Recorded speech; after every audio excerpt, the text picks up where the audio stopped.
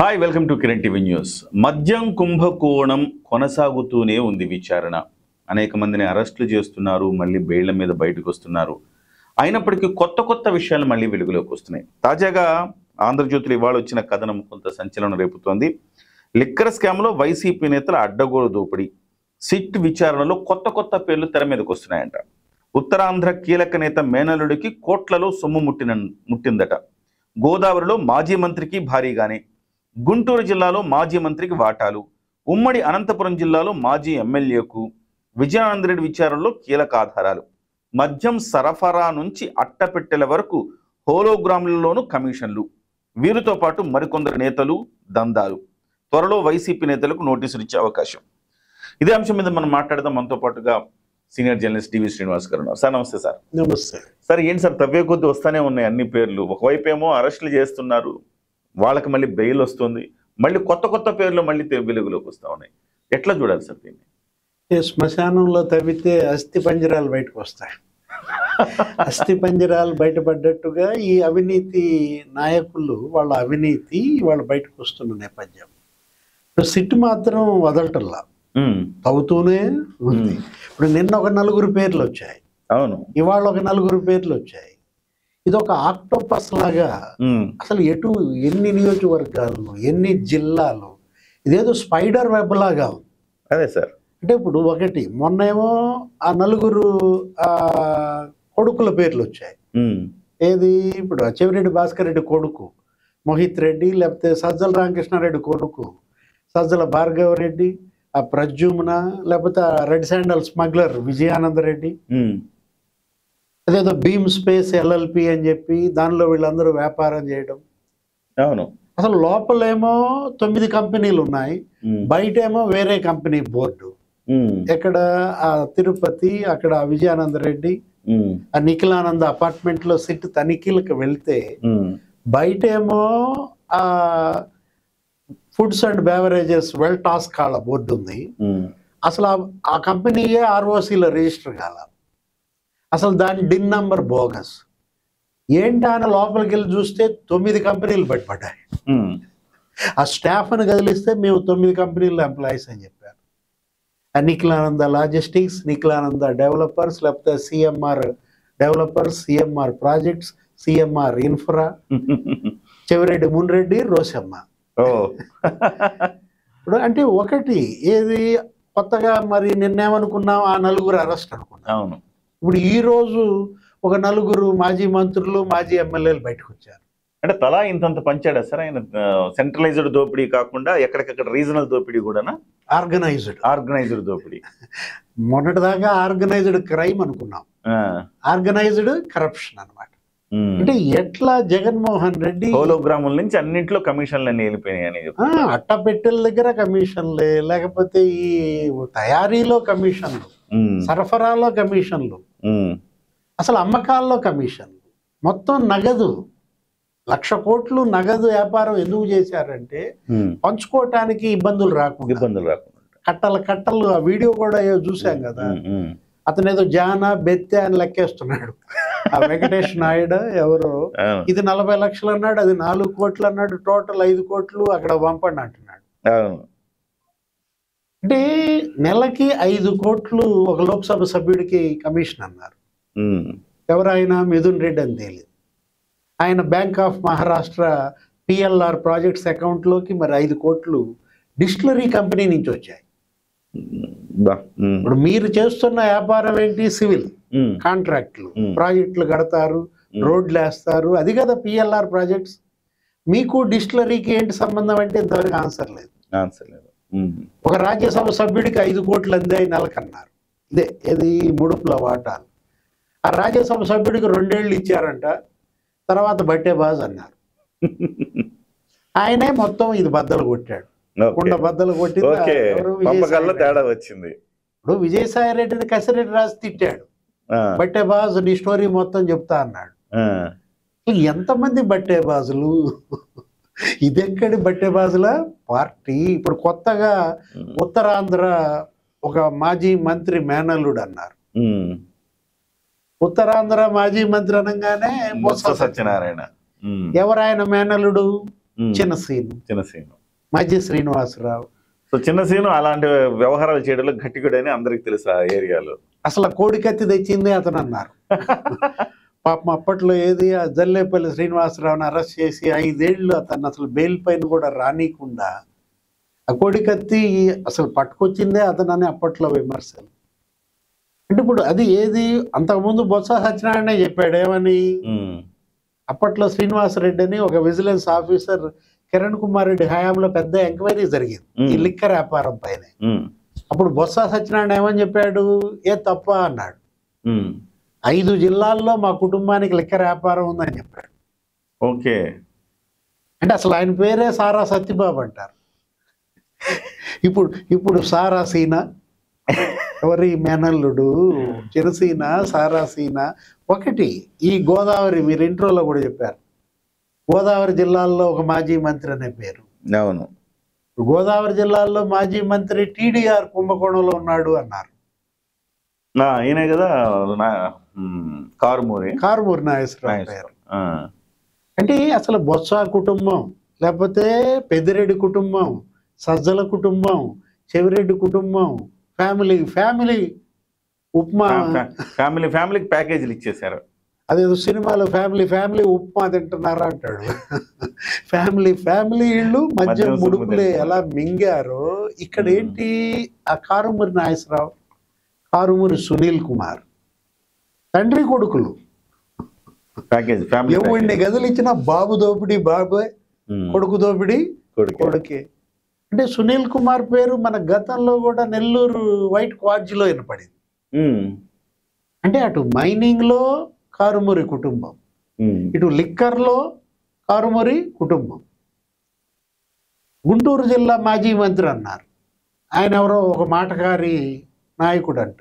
మాటకారు అనగానే మీకు గుర్తొచ్చేది అంబటి రాంబాబుని మించిన మాటకారు ఎవరు ఉంటారు? అంటే అంబటి రాంబాబుకి మరి వాటాలు అందే. అసలు అంబటి రాంబాబు పైన విజిలెన్స్ విచారణ ఏది, అదేదో ముగ్గురాయి అక్కడ ఉన్నటువంటి ఆ సున్న బట్టీల దగ్గర బెదిరించి వసూళ్లు చేశాడని 5 ఏళ్లలో 10 కోట్లు అన్నారు. అది వాస్తవం కాదు, దాని పక్కన ఇంకో సున్నా పెట్టుకోవాలి. ఎంత 100 కోట్లకి తక్కువ అసలు ఎవడు. ఇప్పుడు వాళ్ళు కదిలిస్తే 100 కోట్లు కదా, అడుగేస్తే 100 కోట్లు కదా వీళ్ళు చూసింది. అంటే అది విజిలెన్స్ విచారణ ఇవాళ దగ్గరకు వచ్చేసింది. మరి అంబటి రాంబాబు అరెస్ట్ అంటున్న దీంట్లో ఇప్పుడు ఈ మద్యం ముడుపులు కూడా అతనికి అందాయి. ఇప్పుడు ఈ వచ్చిన ఈ పేర్లన్నీ కూడా ఇవాళ విజయానంద రెడ్డి దగ్గర నుంచి వచ్చాయి.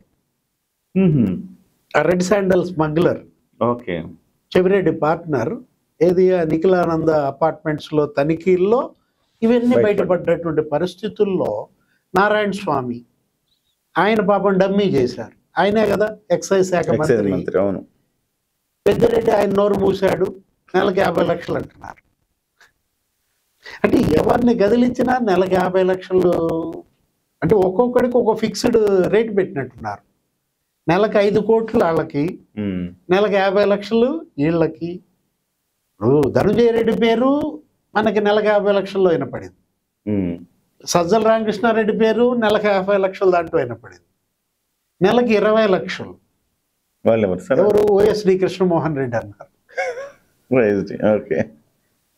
ఎట్లా వీళ్ళు అసలు ప్రజల రక్తం తాగారు. తలా పాపం అంటారు సార్, తిలా పాపం తలా పిడికెడ్ అన్నట్టుగా ఇవాళ ఇదేంటిది, ఇది తిలా పాపం కాదు, తిలా రక్తం.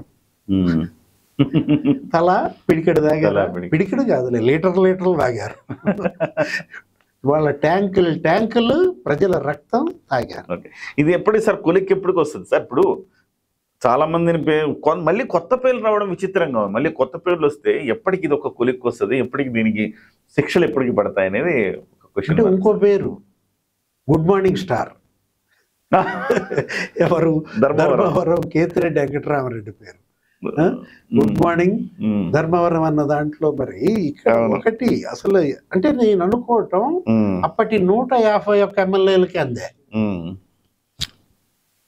అందరికి ఎవరి జిల్లాల్లో ప్రతి ఒక్క వచ్చే దాంట్లో వాళ్ళ వాట వాళ్ళకి వెళ్ళిపోయింది. ఏ నియోజకవర్గంలో మద్యం వ్యాపారం అక్కడ ఎమ్మెల్యే ట్యాక్స్ కింద ఆ వాటాల కింద ఇచ్చినటువంటి పరిస్థితుల్లో 10 లక్షల నుంచి 25 సార్, లక్షలు. జగన్మోహన్ రెడ్డి గారు మంచి డిజైన్ బాగా చేసినట్టున్నారు సార్. అంటే ఒకప్పట్లో మనం విన్నది ఏంటంటే, మీరెవరు అప్పట్లో వాళ్ళ పత్రికల్లో వాళ్ళంతా రాసుకున్నారు, అవినీతికి పాల్పడద్దు ఎమ్మెల్యేలు ఎవరు, వాళ్ళందరికీ జగన్మోహన్ రెడ్డి నెక్స్ట్ ఎన్నికలకి డబ్బులు సమకూరుస్తారు అని ఏదో వాళ్ళ పత్రికలు రాసుకున్నారు. అంటే దాని అర్థం ఇదే, మీరేం చేయొద్దు, అన్నీ నేనే చేస్తా, మీ వాటాలు మీకు పంపించేస్తుంటా, ప్రతిదీ అందేస్తుంది మీకు అనేది, అదే నా అర్థం సార్ దాన్ని. అదే కదా ఇప్పుడు చెవిరెడ్డి భాస్కర్ రెడ్డి అతను సమన్వయకర్తగా 50 అసెంబ్లీ నియోజకవర్గాల్లో ఓట్లు కొన్నాడు. బా ఈ డబ్బుతో ఆ పట్టుబడిన 8,38,00,000 నావని క్లెయిమ్ చేశాడు ఎవరు? ప్రద్యుమ్న. ఈసీ పట్టుకుంది గరికపాటి చెక్ పోస్ట్ దగ్గర 8,38,00,000. అవును. అందులో ఇప్పుడు ఏంటి, వాళ్ళ వాహనాలు, తొడా వాహనాలు, చెవిరెడ్డి వాహనాలు. నెల్లూరులో ఒక ఎమ్మెల్యే క్యాండిడేట్ అన్నాడు, ఏంటి డబ్బులు ఇచ్చారు మాకు తెలియదు, అది లెక్కర్ సొమ్ము అనుకోలేదు మేము.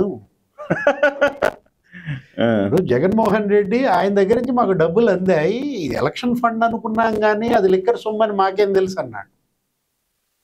అంటే ఎట్లా వీళ్ళు సిద్ధం సభలకి వాడారు, జగన్మోహన్ రెడ్డి సభలకి ఇదే ఖర్చు పెట్టారు, జన సమీకరణకి, తర్వాత ఓట్ల కొనుగోళ్లకు వాడారు.